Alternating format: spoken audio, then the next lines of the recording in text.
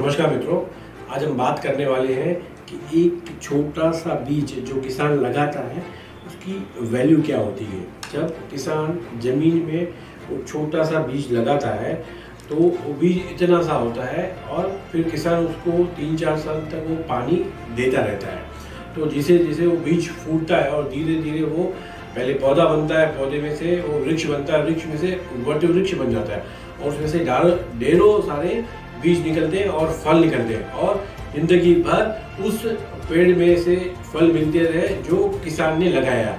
इसी तरह इन्वेस्टर का है, जो इन्वेस्टर SIP रूपी जो बीज लगाता है उसमें भी अगर आप अपने निवेश की शुरुआत किसान के तरीके से करोगे और उस SIP को आप रेगुलर पानी देते रहोगे तो ये आपका जो निवेश है, छोटा छोटा निवेश है, वो पहले पौधा बनेगा, पौधे के बाद वृक्ष बनेगा, उसके बाद वट वृक्ष बनेगा और उसमें ढेर सारे फल लगेंगे।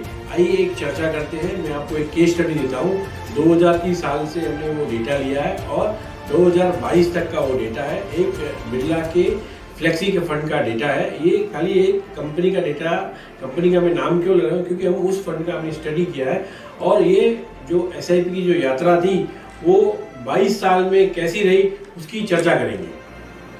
आइए एक SIP का जो लाइफ है, जो उसका सफ़र है, वो एक जाड़ की तरह होता है। वो कैसे चलता है उसका एक केस स्टडी देखते हैं कि किसी निवेशक ने 2000 की साल में बिरला सन लाइफ का फ्लेक्सी कैप फंड लिया हो और जब वो निवेश शुरू किया था तो 2000 की साल में अगस्त 2000 में उसकी NAV थी 37.75।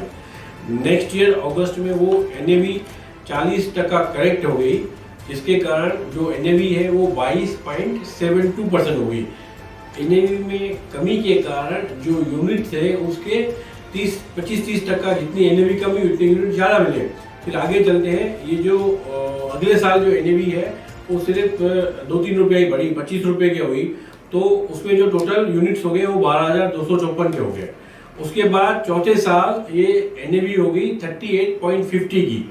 तो 4 साल की जर्नी में खाली 75 पैसे की NAV की बढ़ोतरी हुई, लेकिन आप मार्केट के उतार चढ़ाव के कारण जो 20-30%, 40% मार्केट करेक्ट हुआ तो उसमें यूनिट ज़्यादा जमा होने के कारण पोर्टफोलियो ने 15% का रिटर्न जनरेट कर दिया।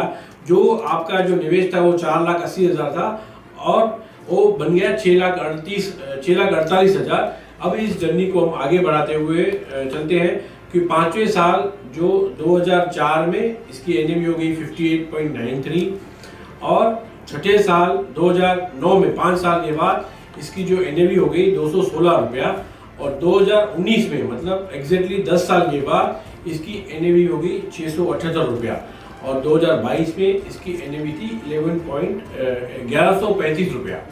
तो टोटल ये जो SIP का जो जर्नी था उसके अंदर जो हमारे जैसे निवेशक थे उनका जो निवेश हुआ वो 27 लाख रुपए का था और मार्च 2022 में उसकी जो NAV थी वो 1135 रुपया हो गई, जिसके कारण जो पोर्टफोलियो की वैल्यू हो गई वो 3,10,00,000 रुपया हो गई और उसके अंदर जो यूनिट जमा हुए थे वो 27,320 यूनिट जमा हुए थे और पहले 4 साल में जहाँ NAV बढ़ नहीं रही थी वहाँ आपके 16,800 यूनिट जमा हो गए। मतलब 61% जो यूनिट है वो आपके पहले 4 साल में जमा हो गए जहाँ मार्केट परफॉर्म नहीं कर रहा था।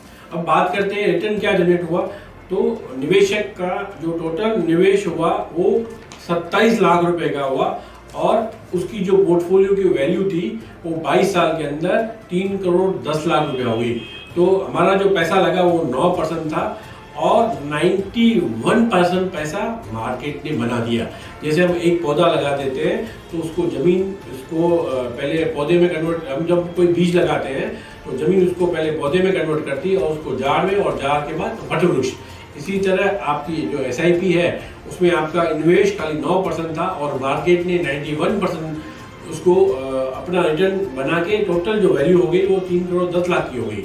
तो अगर इस 10,000 की SIP में इतना पावर है तो आप स्वयं नक्की करें कि आपको अपने बच्चों की शिक्षा के लिए, उनकी पढ़ाई के लिए आपको कितना पैसा चाहिए, उसके हिसाब से आप अपने निवेश के पौधे लगाएं।